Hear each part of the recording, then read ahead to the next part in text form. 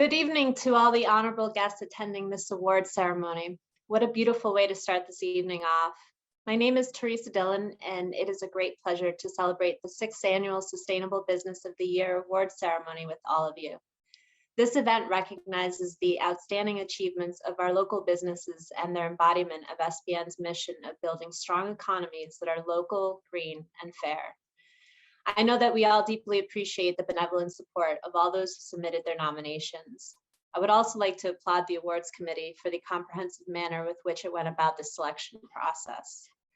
The awards are separated into 7 categories, distinguishing entrepreneurs that have not only weathered the challenges of a global pandemic for 2 years, but who have also marked themselves and made meaningful contributions to our local green and fair economies. These awards are a testament to the nominees' outstanding work in the categories of sustainable services, local food business, retail business, energy solutions, budding entrepreneur, community leadership, and local farm. Our winners include businesses that run farms, provide energy services, and effective charity activities. The finalists were selected through an exhaustive process featuring a well-rounded evaluation criteria. Regardless of their areas of expertise and services, these businesses have something essential in common. They love their work and they do their best to holistically serve their communities. Thus, each is worthy of the recognition they are receiving tonight.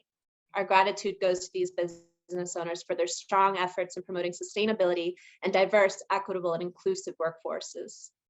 I would like to thank the awards committee for their hard work and honest work in the selection of these finalists, and to the SBN staff for arranging such an outstanding event to honor these achievements. Their activity over several months was instrumental to successfully navigating the difficult process of selection of the best of the best. It is an honor and a privilege to welcome our chief guest of the evening. She has had a long career in television, filmmaking, and radio.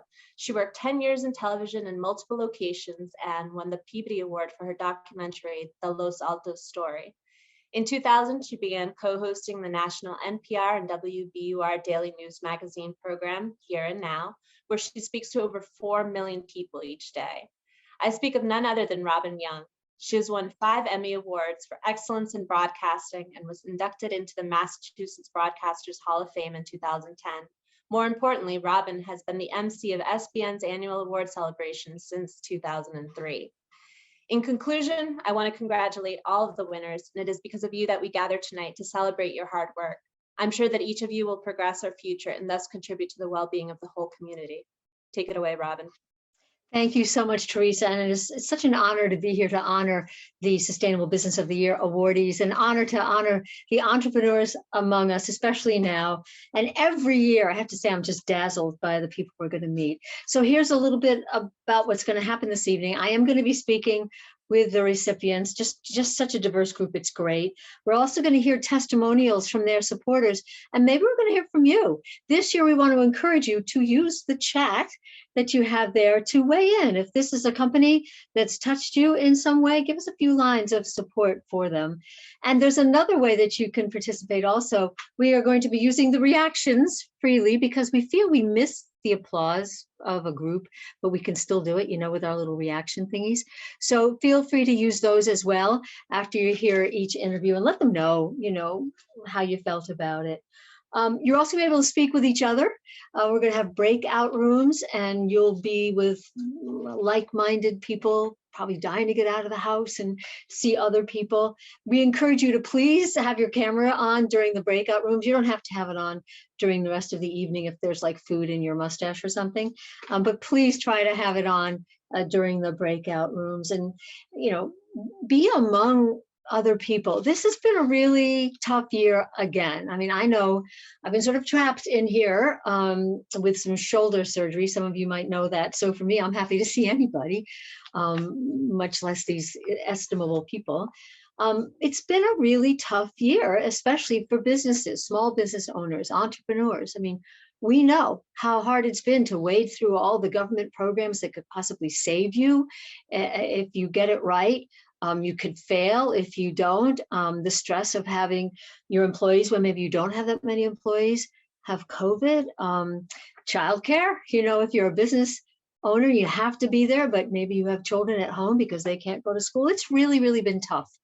And so we have started this evening in the past with a little poem. And this evening I have one that I think speaks to this idea of what this evening we hope gives us, which is hope, which is a sense of looking around and seeing how other people are doing things and how they're doing them well, how they're doing them smart, how they're figuring things out. They all have problems just like every business owner does. And for me, that sense of hope is kind of embodied in this poem. It'll be posted as it was in the last couple of years, but it's by Ross Gay after Gwendolyn Brooks for Walter Akins.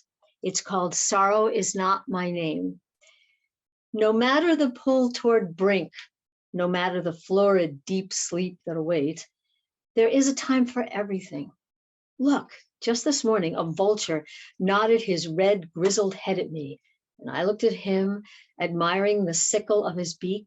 Then the wind kicked up, and after arranging that good suit of feathers, he up and took off, just like that. And to boot, there are on this planet alone something like 2 million naturally occurring sweet things, some with names so generous as to kick the steel from my knees: agave, persimmon, stickball, the purple okra I bought for $2 at the market. Think of that. The long night, the skeleton in the mirror, the man behind me on the bus taking notes. Yeah. But look, my niece is running through a field calling my name. My neighbor sings like an angel, and at the end of my block is a basketball court. I remember, my color is green. I'm spring.